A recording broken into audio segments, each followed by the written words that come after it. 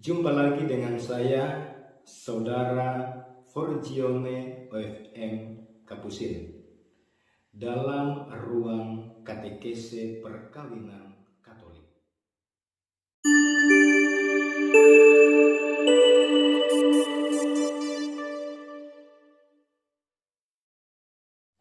Kali ini kita akan membahas tentang syarat-syarat sahnya perkawinan Katolik.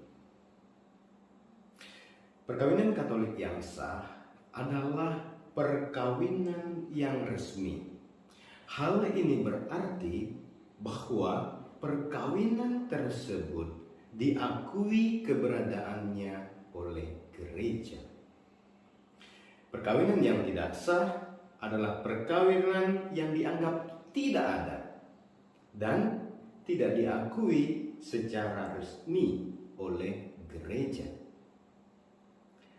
Orang Katolik yang menikah secara tidak sah dikatakan sebagai orang yang hidup di luar perkawinan yang sah. Ada 3 syarat yang harus dipenuhi agar perkawinan tersebut sah secara hukum. Yang pertama adalah bahwa perkawinan tersebut dilakukan di hadapan 2 orang saksi dan di hadapan diakon atau imam atau uskup. Yang kedua orang yang akan menikah tidak terkena halangan nikah apapun. Dan yang ketiga adalah konsensus atau janji perkawinan tidak cacat. Maka ada 3 unsur yang menentukan sah atau tidak sahnya perkawinan secara Katolik. 3 unsur tersebut adalah tata peneguhan perkawinan, halangan nikah, dan konsensus atau janji perkawinan. Ketiga unsur ini bisa dikatakan sebagai dasar atau pilar terkait perkawinan gereja Katolik.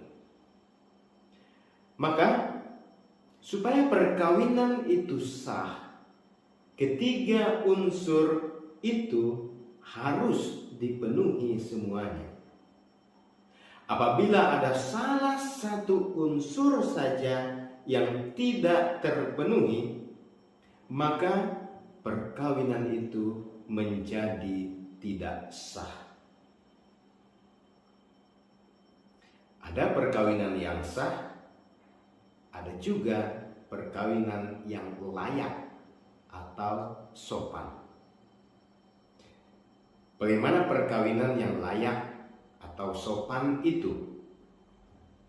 Dalam hukum gereja, kita harus membedakan perkawinan yang sah atau valid dan perkawinan yang layak atau licit.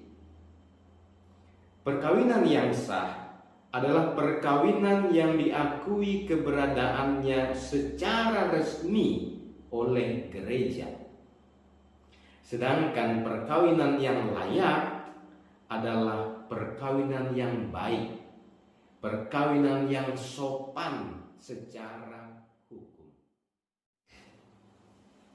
Kita bisa melihat beberapa contoh perkawinan yang tidak sah dan perkawinan yang tidak layak.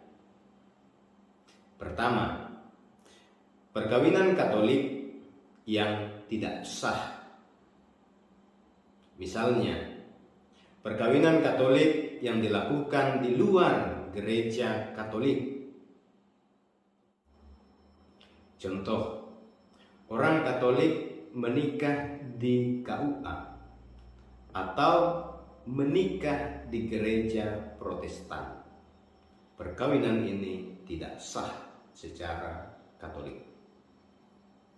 Kedua, perkawinan yang dilakukan karena ketakutan atau karena paksaan.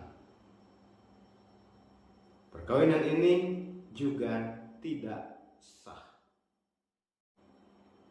Perkawinan antara saudara sepupu tanpa dispensasi dari ordinaris wilayah.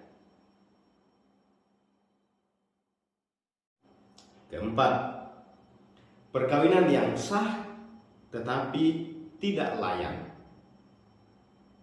Contoh, perkawinan antara seorang Katolik dengan seorang Protestan yang dilakukan tanpa izin dari ordinaris wilayah.